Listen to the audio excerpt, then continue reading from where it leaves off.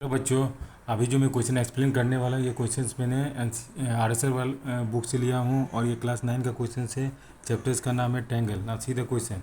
The line segment joining the mid points M and N of parallel sides AB and DC respectively of a trapezium ABCD is perpendicular to both the sides AB and DC. Prove that AD equal to मेरा BC हमको prove करना है। ठीक है, prove करना है। तो देखिए अभी क्वेश्चंस में क्या बोल रहा है कि देखिए इसको हम ऐसे ड्रॉ ये करते हैं। तो अब लाइन सेगमेंट में क्या बोलता है कि मान लीजिए ABCD एक ट्रेपेजियम है। तो ट्रेपेजियम में आपको पता है कि इसका दो साइड्स मतलब पैरेलल होता है, मतलब अपोजिट साइड्स, दो साइड्स का अपोजिट साइड पैरेलल होता है, मतलब AB is parallel to DC। ये हमको दिया हुआ है। तो जो पैरेलल साइड है उसका मिड पॉइंट्स और जैसे DC का मिड पॉइंट N लिया है और AB का मिड पॉइंट कितना M लिया है।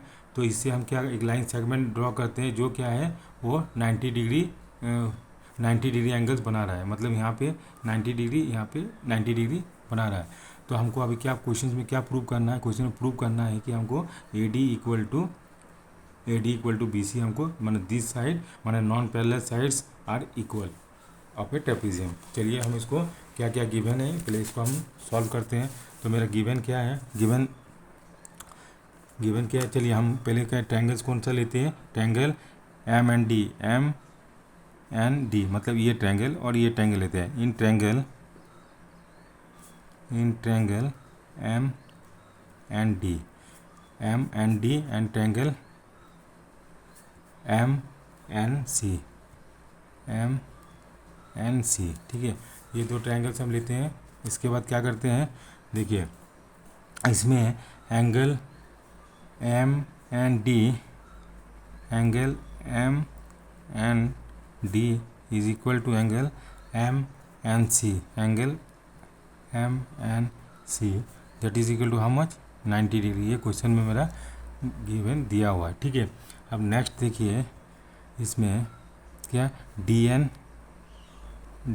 Is equal to NC। क्यों, ये मेरा गिवन है, क्यों, क्योंकि N is the mid point of DC, ये मेरा गिवन है।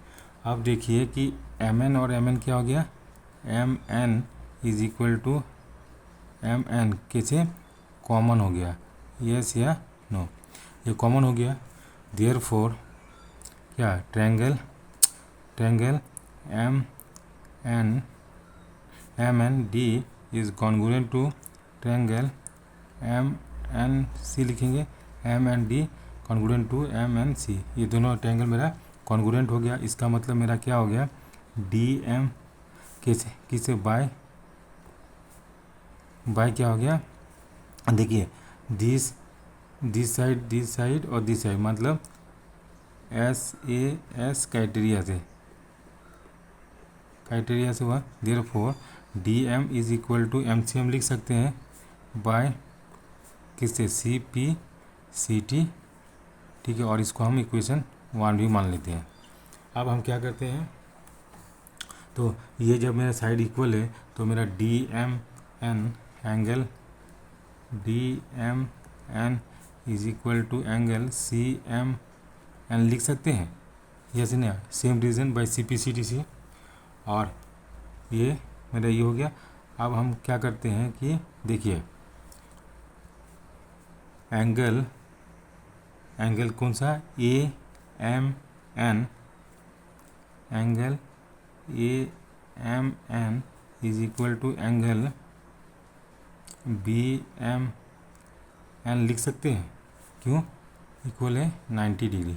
तो देयरफॉर एंगल AMN को क्या लिख सकते हैं, angle AMD plus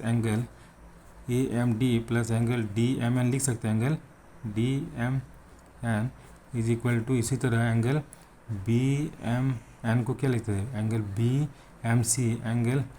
BMC plus angle NMC लिख सकते हैं, NMC, यस या नो। अब देखिए कि angle DMN equal to angle NMC, तो ये इसको कैंसिल कर सकते हैं। तो therefore angle AMD is equal to angle BMC लिख सकते हैं। क्यों? फ्रॉम ये मान ली एंगल DM को, ये इक्वेशन हम 2 मान लेते हैं फ्रॉम इक्वेशन 2 से।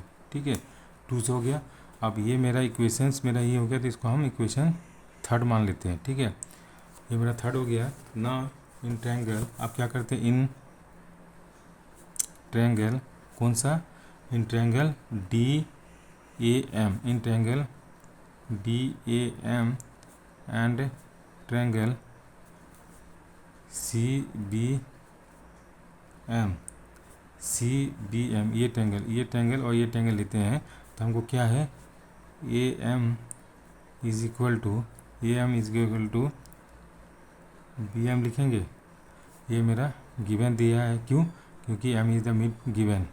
इसके बाद DM इज इक्वल टू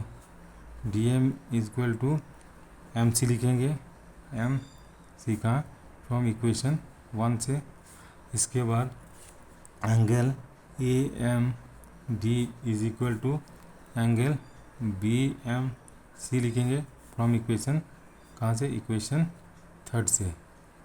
ठीक है, तो देखिए अब मेरा क्या हो गया, ये और ये मेरा इक्वल हो गया। तो therefore triangle DAM is congruent to triangle CBM लिखेंगे बाय कौन सा, साइड एंगल साइड क्राइटेरिया।